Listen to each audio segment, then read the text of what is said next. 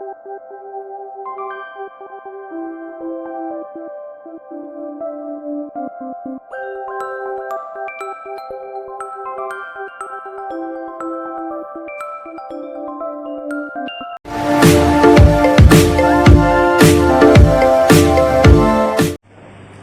दोस्तों, welcome to my YouTube channel knowledge is power.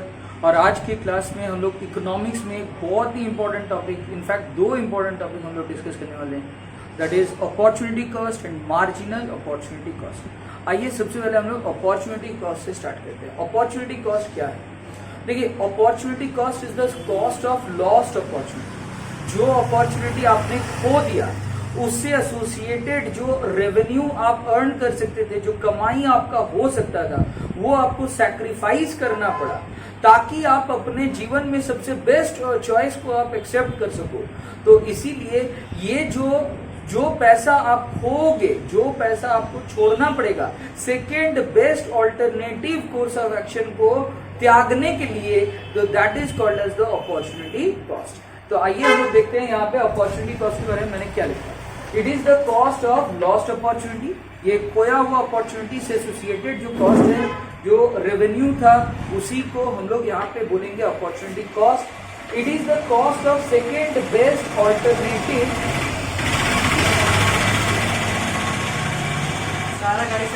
हाँ दोस्तों, कंटिन्यू विद द वीडियो।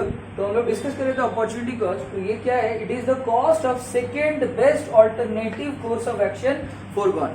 तो आप अपने जीवन में या कभी भी, ठीक है, अगर आप सबसे बेस्ट कोर्स को चूज कर रहे हो, सबसे बेस्ट सिचुएशन में जाना चाहते हो, तो आपको सेकेंड बेस्ट को छोड़ना होगा।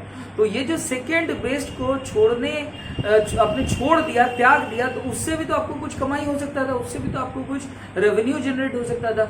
वो पैसा जो आपने छोड़ दिया, तो that will be called as the opportunity cost. Example मैं दे रहा हूं, देखिए आपके पास, मान लीजिए आप स्टूडेंट हो, आपको जॉब ऑफर मिला, आप फर्स्ट टाइम क्वालिफाई किए, सपोज कोई भी आपने एमबीए कर लिया या कोई अच्छा कोर्स आपने कर लिया, उसके बाद आपको जॉब मिला। तो जॉब आपको दो अलग अलग कंपनियों से मिला। एक कंपनी आपको 50,000 रुपया पर मंथ सैलरी ऑफर कर रहा था, जबकि दूसरी कंपनी आपको 70,000 रुपया पर मंथ सैलरी ऑफर कर रहा है। तो ऑब्वियस बात है कि आप 70,000 रुपया सैलरी वाला कंपनी को आप चूज करोगे नॉर्मल सिचुएशंस में। तो आपको 50,000 रुपीज तो ऐसे ही मिल रहा था, 50,000 रुपीज तो नॉर्मली मिल रहा था सेकंड कंपनी से। तो आपको क्या करना होगा? ये जो 50,000 रुपीज पर मंथ वाला जो जॉब था, वो आपको छोड़ना होगा।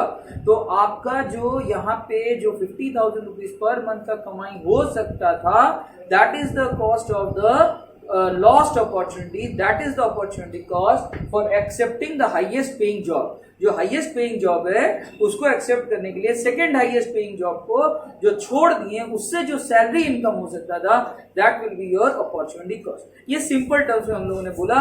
बिजनेस में, इकोनॉमी में बहुत समय इसका काम आता है, सिर्फ सैलरी वाला सिचुएशन नहीं, बहुत अलग अलग सिचुएशंस में इसका काम आते रहता है। तो जो कि हम लोग टाइम टू टाइम बाद में डिस्कशन करेंगे। तो अब आइए हम लोग देखते हैं मार्जिनल अपॉर्चुनिटी कॉस्ट है। तो दोस्तों, मार्जिनल अपॉर्चुनिटी कॉस्ट डिस्कस करने से पहले मैं आप लोगों को इकोनॉमिक्स का फंडामेंटल्स को याद दिलाना चाहता हूँ। इकोनॉमिक्स का फंडामेंटल्स कहता है कि economics is study of scarcity. There is जब स्कार्सिटी रहता है कोई रिसोर्सेज का, तभी उस रिसोर्सेज का डिमांड होता है। फॉर एग्जाम्पल, मान के चलिए कि आप take for example water and diamond, ठीक है, पानी और डायमंड का ही आप एग्जांपल ले लीजिए। पानी जीवन जीने के लिए सबसे ज्यादा एसेंशियल है, लेकिन पानी का जो कॉस्टिंग आता है वो mineral, even if you are drinking mineral water, then also it will cost 15 to 20 rupees only. जबकि डायमंड जो है उसका कुछ खास यूज ही नहीं है हम लोगों के लाइफ में, इंसानी लाइफ में, बट फिर भी उसका दाम इतना ज्यादा है, भयंकर दाम है। Why? Because there is scarcity of those resources, whereas water is abundant on earth. At least, ठीक है, हम लोग मतलब जो नॉन ड्रिंकेबल वाटर है उसको भी हम लोग साइंटिफिकली कन्वर्ट कर सकते हैं। तो सिंस इट इज अबंडेंट, तो पानी का हम लोगों का यहाँ पे देखिए इकोनॉमी में इसका दाम लेकिन सस्ता हो गया, इवन दो वो जीवन जीने के लिए सबसे ज्यादा इंपॉर्टेंट यहाँ पे हो रहा है। ऑक्सीजन का आप एग्जाम्पल ले लिया, ऑक्सीजन का एग्जाम्पल और भी ज्यादा अच्छा एग्जाम्पल हो सकता है। ऑक्सीजन तो सांस लेने के लिए सबसे ज्यादा इंपॉर्टेंट है, लेकिन क्या आपको पे करना पड़ता है ऑक्सीजन के लिए? You are not required to pay even a single rupees for taking oxygen. Oxygen. लेकिन वहीं पे अगर वहां पे आप मान लीजिए कोई आप पेशेंट मतलब कोई आपका कोई रिलेटिव अगर मान लीजिए आईसीयू में भर्ती है, उसको ऑक्सीजन सिलेंडर खरीद करके देना पड़ेगा, नहीं तो वो सर्वाइव नहीं करेगा। वहां पे आपको वही फ्री ऑक्सीजन जो आपके लिए फ्री है वही खरीद के देना पड़ रहा है ताकि वो सांस ले और जिंदा रह सके। तो यहाँ पे हम लोग देख पा रहे हैं कि it is scarcity is the basis for all economic problems. अगर स्कार्सिटी नहीं रहेगा तो इकोनॉमिक्स का ज्यादातर जो प्रॉब्लम्स है वो अपने आप सॉल्व हो जाएंगे, ऑटो सॉल्व हो जाएगा, आपको कुछ करने का जरूरत नहीं पड़ेगा, सारे लड़ाइयां खत्म हो जाएंगे, एक देश के साथ दूसरा देश का संबंध सही हो जाएगा, ठीक है, आपको कोई देश में क्राइम रेट्स फॉल कर जाएगा, बहुत ज्यादा अच्छा हो जाएगा। लेकिन अनफॉर्चुनेटली ऐसा हो नहीं पाता है because scarcity is the reality of this modern world. अच्छा खैर जो भी है, हम लोग जो डिस्कशन कर रहे थे उसमें हम लोग वापस जाते हैं। तो मैंने आपको इकोनॉमिक्स में स्कार्सिटी के बारे में बताया। तो देखिए रिसोर्सेज आर स्केर्स, रिसोर्सेज जो है इकोनॉमी में लिमिटेड रहता है। मान लीजिए उन लिमिटेड रिसोर्सेज से, अच्छा टेक्नोलॉजी का लेवल भी at a given point of time वो भी लिमिटेड है, तो गिवन रिसोर्सेज से और गिवन टेक्नोलॉजी से आप लेकिन मल्टीपल प्रोडक्ट्स आप डेवलप कर सकते हो।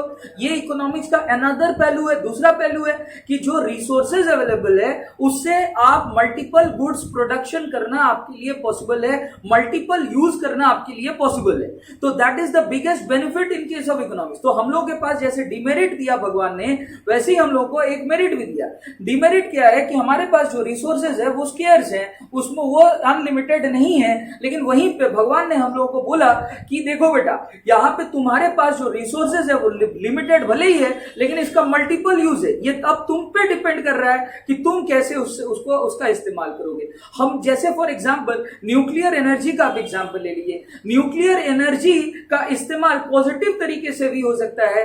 घरों में बिजली जो है वो सप्लाई करने में न्यूक्लियर रिएक्टर्स काम कर सकते हैं। तो न्यूक्लियर एनर्जी से इतना बिजली पैदा हो सकता है, इतना पावर जनरेट हो सकता है कि पूरा का पूरा देश को वो बिजली दे सकता है, सप्लाई कर पाएगा बिना कोई एक्स्ट्रा कॉस्ट बियर के, बिना कोई बहुत ज्यादा कॉस्ट आपको रिकरिंग कॉस्ट वहां पे बियर करने का जरूरत नहीं है। लेकिन वही न्यूक्लियर एनर्जी अगर गलत हाथों में पड़ जाए तो वो क्या हो जाएगा, वो बम बनाने में काम आएगा। और आप लोगों को सबको पता है हिरोशिमा नागासाकी जैसा इंसिडेंट्स होता रहेगा। तो ये आप पर डिपेंड करता है कि आप कैसे चीजों का इस्तेमाल करोगे। खैर हम लोग जो डिस्कशन कर रहे हैं, हम लोग के लिए यही इंपॉर्टेंट है कि हमारे पास जो रिसोर्सेज है वो लिमिटेड है और हमारे पास जो टेक्नोलॉजी लेवल है at any given point of time वो भी वो भी कांस्टेंट, जनरली कांस्टेंट रहता रहेगा। हम लोग ये मान करके चलते हैं ऑफ मार्जिनल अपॉर्चुनिटी कॉस्ट के केस में। और हम लोग ये देख रहे हैं कि अगर रिसोर्सेज लिमिटेड है और टेक्नोलॉजी कांस्टेंट है तो एक गुड्स का प्रोडक्शन को बढ़ाने के लिए दूसरा गुड्स का प्रोडक्शन को घटाना होगा।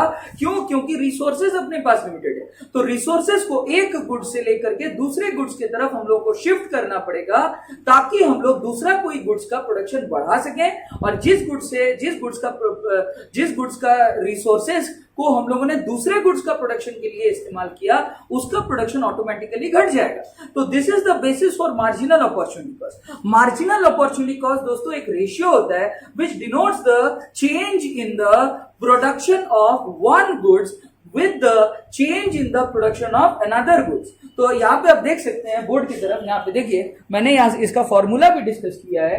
मार्जिनल अपॉर्चुनिटी का शॉर्ट में एमओसी लिख रहे हैं। फॉर्मूला है delta Y by delta X और इसका फॉर्मूला एक्चुअल वैल्यू होता है loss of output divided by gain of output. तो यहाँ पे देखिए लॉस किसका हो रहा है, लॉस हो रहा है वाई का, जबकि गेन किसका हो रहा है, गेन हो रहा है एक्स का। तो यानी ये कब होता है, ये तब होता है जब वाई का प्रोडक्शन के लिए जो रिसोर्सेज का इस्तेमाल कर रहे थे वो रिसोर्सेज आपने शिफ्ट कर दिया for the production of more and more units of x goods. तो वाई से लेकर के आपका जो प्रोडक्शन है वो एक्स के तरफ जब मूव करेगा तब इस तरह का सिचुएशन यहाँ पे अराइज करेगा। तो ये जो रेशियो है loss of output of production of Y एक गुड्स है divided by gain of output of production of gain of output of X. तो यहाँ पे एक्स अनदर गुड्स है तो delta Y by delta X is the formula for marginal opportunity cost. अब देखिए second point मैंने क्या लिखा, तो सेकेंड पॉइंट है इट इज द रेशियो। तो दोस्तों अक्सर हम लोग मार्जिनल अपॉर्चुनिटी कॉस्ट और अपॉर्चुनिटी कॉस्ट का डिफरेंस नहीं समझ पाते। अपॉर्चुनिटी कॉस्ट रेशियो नहीं है, it is the cost of the lost opportunity, जबकि मार्जिनल अपॉर्चुनिटी कॉस्ट एक रेशियो है। It is the ratio of change in output of one goods divided by change in output of another goods. तो यहां पे देखिए it is the ratio between the loss of output and the gain of output when some resources are shifted from one use to another use. एक use से लेकर के जब दूसरे यूज में हम लोग शिफ्ट कर दिए तो यहां पे एक गुड्स का प्रोडक्शन गिरेगा और दूसरा गुड्स का प्रोडक्शन बढ़ेगा। एग्जाम्पल आप ले सकते हैं, जैसे कि सपोज फॉर एग्जाम्पल मान लीजिए क्रूड ऑयल, ठीक है, क्रूड ऑयल आप ऑयल फील्ड से आप निकाले या फिर समुद्र के गहराइयों से निकाले, तो वही क्रूड ऑयल्स को आप क्या करते हो, शोध करते हो, आप उसको प्रोसेस करते हो, करके बहुत सारे मल्टीपल प्रोडक्ट्स आप बनाते हो। लेकिन सबसे ज्यादा हाईएस्ट सेलिंग जो प्रोडक्ट होता है दैट इज पेट्रोलियम। तो पेट्रोलियम जो कि कार्स वगैरह में गाड़ियों में यूज होता है वो सबसे ज्यादा हाईएस्ट सेलिंग है, उसका सेल वैल्यू सबसे ज्यादा है। तो आपने क्या किया, सेम क्रूड ऑयल, देखिए सेम क्रूड ऑयल से आपका लेकिन दूसरे प्रोडक्ट्स भी बन सकते थे, लेकिन उन सब प्रोडक्शंस को आपने क्या कर दिया, साइड कर दिया, और जो हाईएस्ट सेलिंग आइटम था उसके लिए आपने इस्तेमाल कर दिया। तो production of petroleum increase at the cost of the decrease in the output of other products which could have been produced from the same crude oil। तो ये हमारा एग्जाम्पल। अब देखिए यहां पे देखिए, तो दिस एमओसी का मतलब marginal opportunity cost indicates the cost of one or more units of output which have to be sacrificed, जिसको sacrifice करना होगा, जिसको त्यागना होगा in order to gain more units of another products when resources are shifted from the production of Y to X। तो ये हम लोगों का टॉपिक था दोस्तों। आई होप आपको समझ आया वीडियो। अगर आपको कोई भी डाउट्स है please ask in the comment box. Thanks for watching the video and please don't forget to like, share and subscribe my channel knowledge is power. Thank you.